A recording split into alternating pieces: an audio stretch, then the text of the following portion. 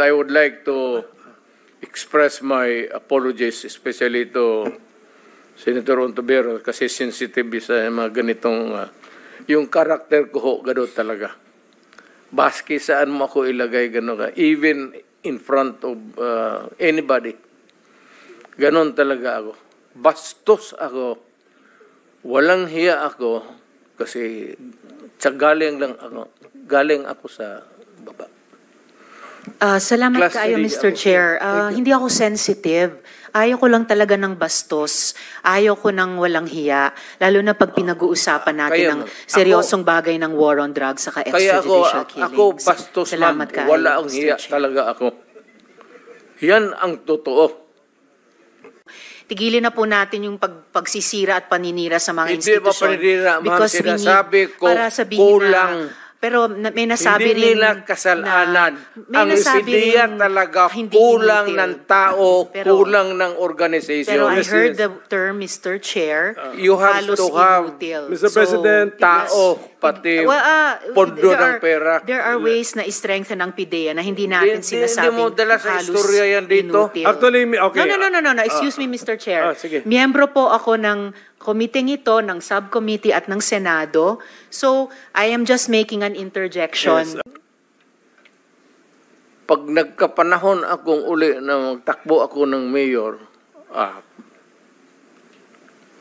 maminos-minos talaga lang,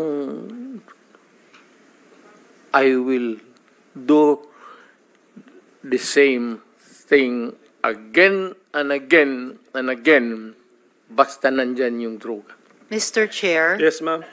Mr. Chair, I believe we've given the proper leeway and respect to the former president. Hindi po ito midnight COVID briefing, and I hope we can stay on track. Hindi po natin pinag-uusapan kung mali ang droga. Pinag-uusapan po natin kung yung polisiya, naging polisiya nyo. Mr. Chair, if I may. Salamat Sige, kayo, Mr. Chair. it's actually the turn of Senator Bato, and let's give him 10 minutes of uninterrupted time to ask questions. Sandali mo naman. Before my time starts, Mr. President, Mr. Chairman. May I just be clear on this? Yung ano yung lumalabas sa karakter ko, yung policy ko, yun na yung experience ko, kaya lumalabas yung sa utak ko, pati bunganga ko. Yun na yung galit ko. Galit talaga ako sa droga, sasabihin ko sa inyo. Mainit ako. Thank you. Thank you, Mr. President. Lahat tayo, we are all the product of our own experiences. Tama. Sige, Senator Bato, you have the floor. Yeah, thank you, Mr. Chair. I just would like to remind our colleagues, Mr. Chair, if I may, that we invited the former president to listen to him. Sana kung magsalita siya, bigyan na naman natin ng time dahil pumunta siya dito eh. Si Senator De Lima kanina, haba-haba na sinasabi. I never interrupted her. Kahit anong sinasabi ng mahaba. But, itong ating nag-raise pa nga ng hand yan kasi gusto niya magsalita. Sana, hintayin natin matapos. Huwag natin i-interrupt, Mr. Chair. Yun lang po. Nagpapalabas na ako ng aking observation. Salamat sa Senator, pero yun, nasabi ko na rin, nalabas ko na yung galit ko. It's really a rage dito sa... anak lang rin ako ng mahirap. Kaput. Dumating kami ng Davao na we have to hack. Puro kahoy pa yan. We have to clear the forest para makapusto kami. Kaya, dumaan ako dyan sa yung boulevard na yan. You will be familiar because you're from Mindanao. Diyan kami nakatira sa nagkarinderya ang nanay ko noon nung dumating kami sa... Kaya nakita ko yung hirap ng...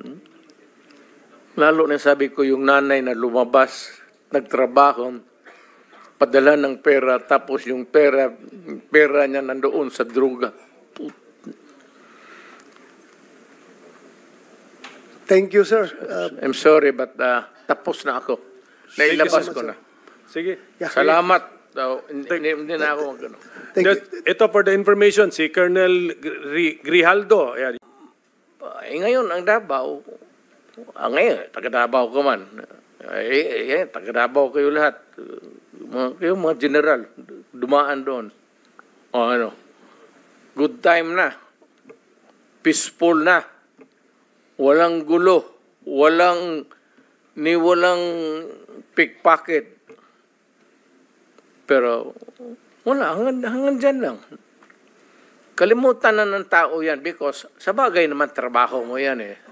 Tama naman sabihin ng tao na, bakit kami may utang na loob sa iyo? Bayad ka. Trabaho mo yan. Tama yan. In theory, tama yan. Tama sila. Kayong mga pulis. Ikaw. Pati ako.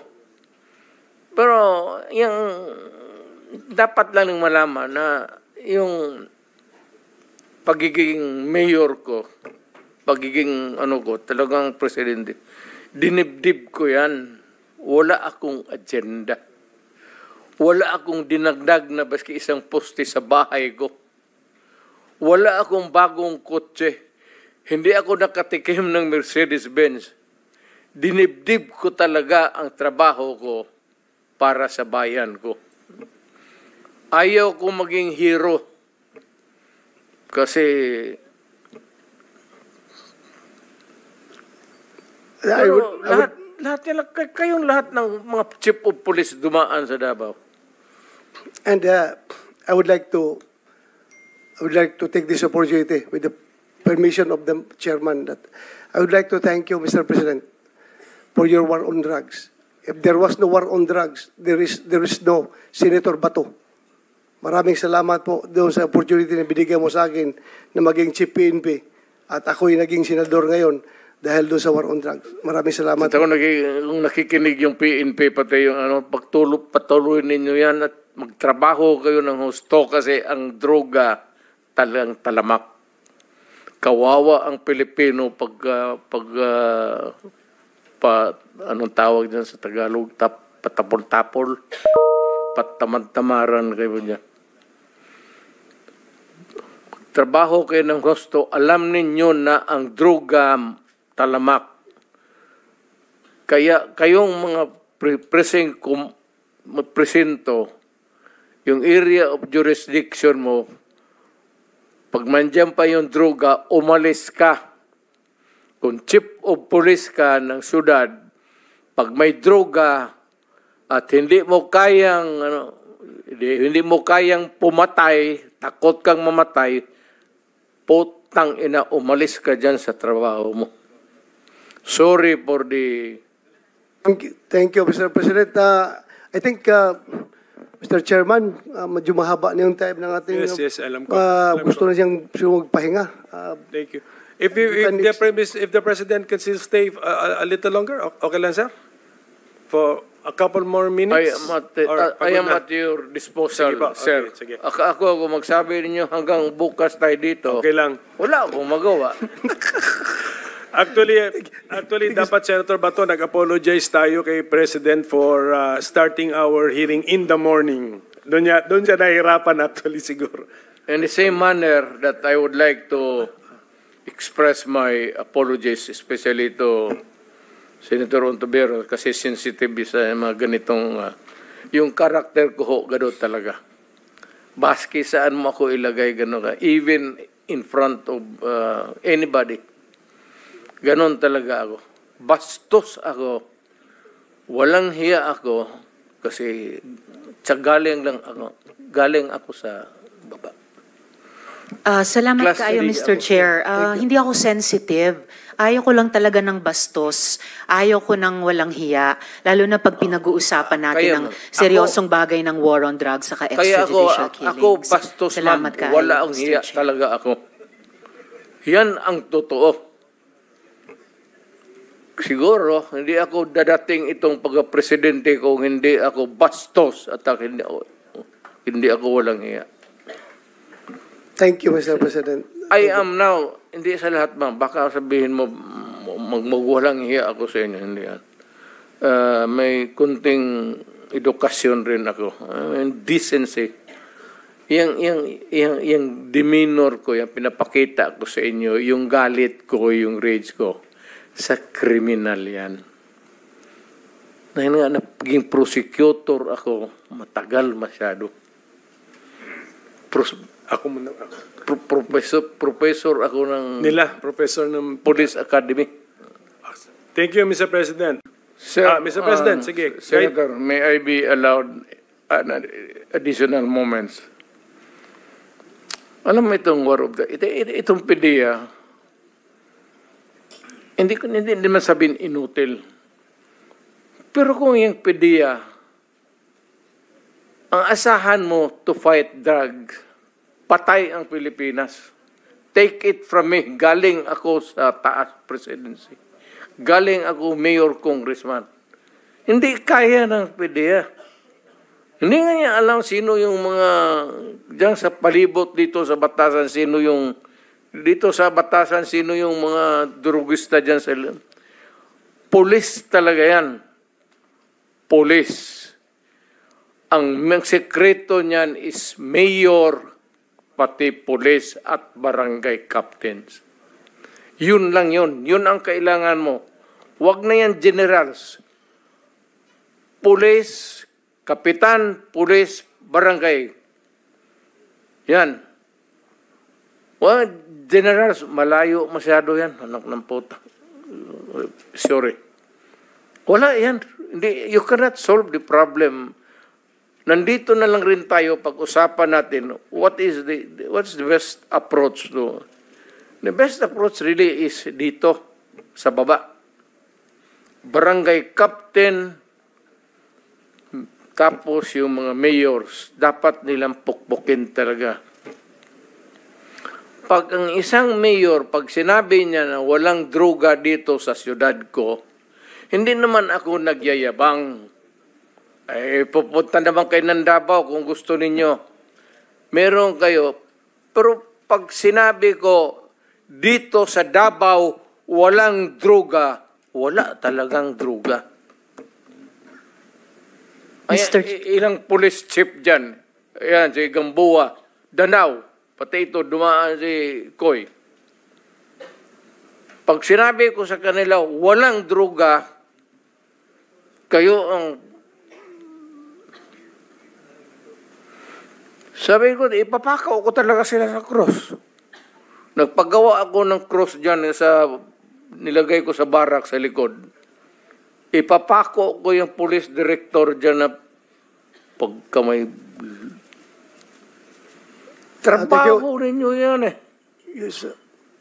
Thank you, Mr. Chair. Yes, Senator Bato, you have the floor again. Sige. One interjection Pwede bang lang, if I may, papahingahin Mr. mo Chair. natin si President Duterte and I will proceed to Senator Bato. Colonel Hector Grijaldo. With your permission, pero kung ayaw mo, okay lang. Ano yun, yung- Senator Risa wants to interject. Okay lang, with your permission. Pwedeng hindi. Para kanino, For the for record the record. only. Okay. With the permission, Senator Bato, go ahead. Dagan salamat, Mr. Chair ug Senator De La Rosa.